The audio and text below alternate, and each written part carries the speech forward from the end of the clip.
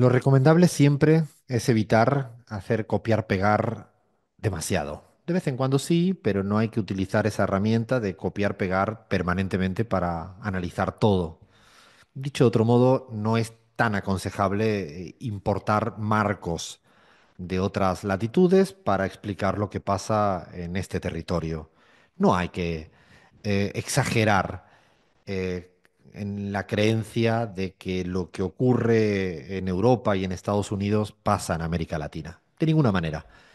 De hecho, cuando uno analiza esta frase tan recurrente por algunas usinas de comunicación, por algunos tanques de pensamiento, por algunos líderes y lideresas del mundo mundial y también en la región latinoamericana, que dice que la ultraderecha está avanzando y arrasando en el mundo mundial. Y yo diría que esto no es así en América Latina. América Latina sigue siendo una reserva ideológica de izquierdas, progresistas, afín al campo nacional popular, no neoliberal, de lo que mucha gente presupone. Y lo vamos a intentar explicar con números.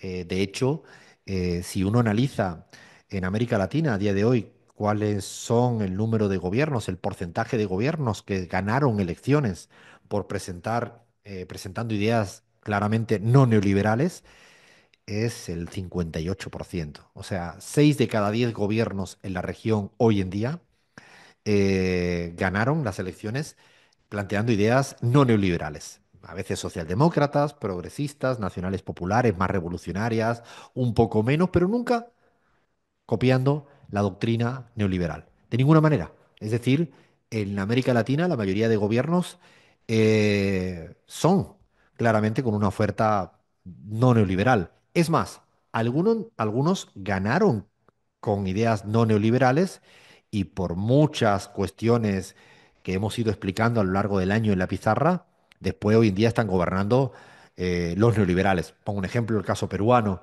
En Perú ganó las elecciones la propuesta de izquierdas, encabezada en su momento por Pedro Castillo, ganó las elecciones frente a la derecha, frente a Keiko Fujimori. Sin embargo, por todo lo que ocurrió, destituyeron a Pedro Castillo, se quedó gobernando Dina Boluarte, que hoy en día cogobierna claramente con el Fujimorismo. Es decir, no pudieron ganar diciéndole a la población peruana que venían con ideas de derecha. Esas perdieron, fueron derrotadas. Y también ocurrieron en otros lugares de la región que luego fueron escondiendo a la hora de la praxis, de la gestión, las ideas por las cuales habían sido electos.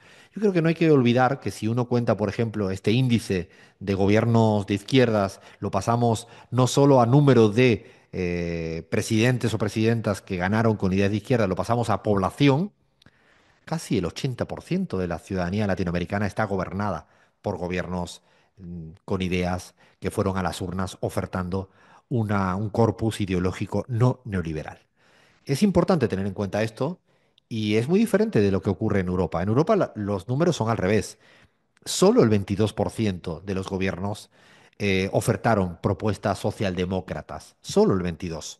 Es casi lo invertido en América Latina o en Estados Unidos, que en la última elección ganó Donald Trump con unas propuestas nítidamente de ultraderecha. Y es un péndulo que va entre los republicanos y los demócratas en los últimos tiempos, y en cambio en Europa, pues que quitando ese 22% de gobiernos hoy en día socialdemócratas que quedan, la mayoría es cierto que son gobiernos conservadores, de centro, centro derecha o de muy derecha como Giorgia Meloni o u Orbán en Hungría. En América Latina no está ocurriendo esto. Ocurre lo contrario. Y de hecho tenemos varios ejemplos recientes. El último ha sido el de las elecciones en Uruguay. Las elecciones en Uruguay fueron muy contundentes en términos de resultados. Es más, cuando se juntaron todas las siglas conservadoras en segunda vuelta, creyendo que con esto le era suficiente para derrotar al bloque progresista, no les dio resultado. El Frente Amplio ganó las elecciones. Yamatú Orsis, presidente electo del Uruguay, avalado por Pepe Mújica. Eh, por lo tanto, no les funcionó la propuesta de las ideas conservadoras para ganar. Bueno, alguno me podría decir, pero es que el oficialismo suele perder y por eso perdió la calle Pou y por eso perdió las ideas de derecha.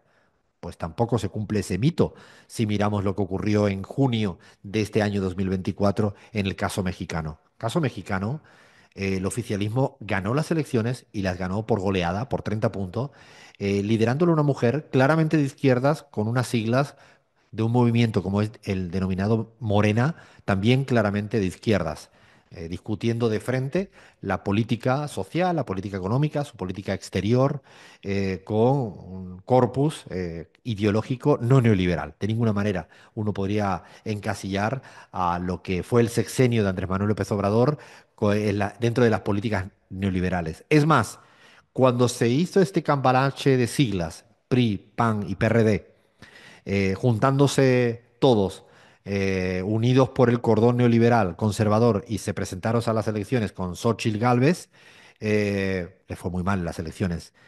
Fue derrotada por Claudia Sheinbaum por 30 puntos. Y es interesante porque ahí el oficialismo era el propio Morena. Andrés Manuel López Obrador, después de 6 años de gobierno, se fue con cifras altísimas de imagen positiva. Mirase la encuesta que mirase, por encima de 60 puntos y aprobación de su gestión también por encima de 60 puntos. Claudia Sheinbaum batió todos los récords en términos de votos.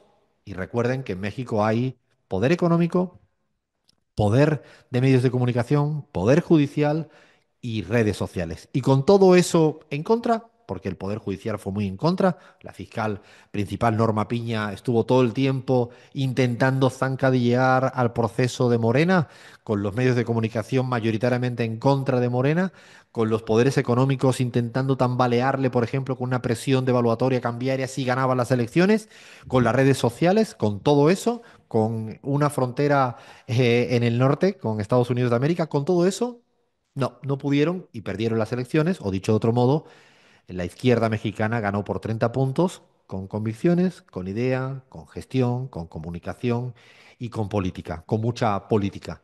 Y así no podemos obviar también el caso brasileño, donde Bolsonaro se presentó a las elecciones, pero cuando a Lula lo tuvo enfrente, perdió las elecciones. Hay que recordar que el fenómeno Bolsonaro fue factible y plausible gracias a que tenían injustamente a Lula en la cárcel. No estoy infravalorando el fenómeno de la derecha brasilera, pero lo que tampoco habría es que sobrevalorarlo, porque enfrente con Lula perdieron las elecciones. O el caso colombiano, que es uno de los enclaves históricos de la derecha mundial, fundamentalmente porque han cuidado con las bases militares y por múltiples razones que fuera un espacio geopolítico acordonado por las ideas de la derecha. Y hasta ahora había sido así, sin embargo, en las últimas elecciones, Gustavo Petro y Francia Márquez, una candidatura con una oferta electoral programática claramente de izquierdas en materia laboral, en materia de política exterior, en materia de reforma agraria, en reforma tributaria, en salud, en tema de pensiones. Y las elecciones las ganó en segunda vuelta, con toda la derecha otra vez unida frente a Gustavo Petro, y no pudieron. Y hoy en día ya van más de 2 años de gestión y de gobierno de Gustavo Petro, que sigue teniendo una imagen positiva, estable y elevada para los estándares de líderes que intentan cambiar las cosas. El caso de Honduras, que ganó Xiomara también con una fuerte, aplastante resultado electoral. Muchas veces hablamos de Bukele, que es cierto, que es el resultado de la derecha más elevado, pero nos olvidamos de Honduras, donde Xiomara Castro gana las elecciones y nota a pie de página. Habían sacado de las elecciones a habían sacado de la presidencia a Mel Zelaya con un golpe institucional.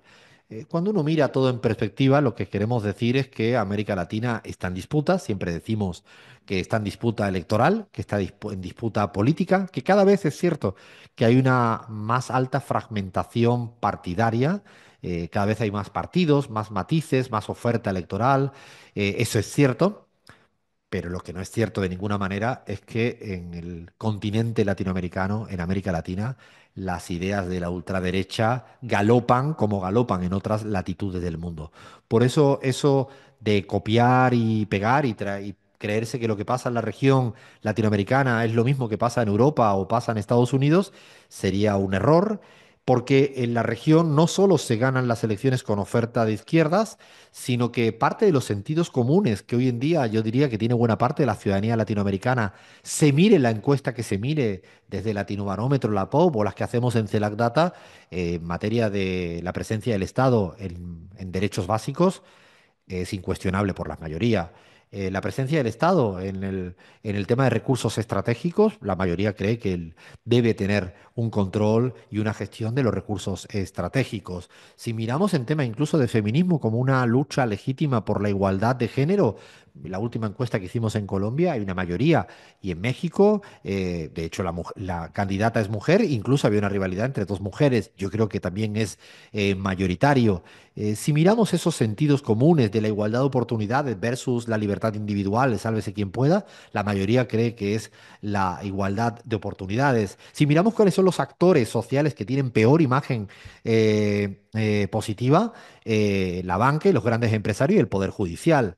Por lo tanto, no habría que renunciar tan rápidamente a esa idea de que la ultraderecha está avanzando en América Latina porque hayan personajes como Javier Milei y hayan ganado puntualmente unas elecciones, porque es cierto que es disruptivo, porque es cierto que tiene mucho eco, pero también es cierto que no tiene muchos presidentes o presidentas amigos en la región y tiene que ir a hacerse foto más afuera que adentro. Me parece que es fundamental para no perder batallas futuras, batallas culturales futuras, asumir que no se ha perdido hasta el momento ninguna batalla presente.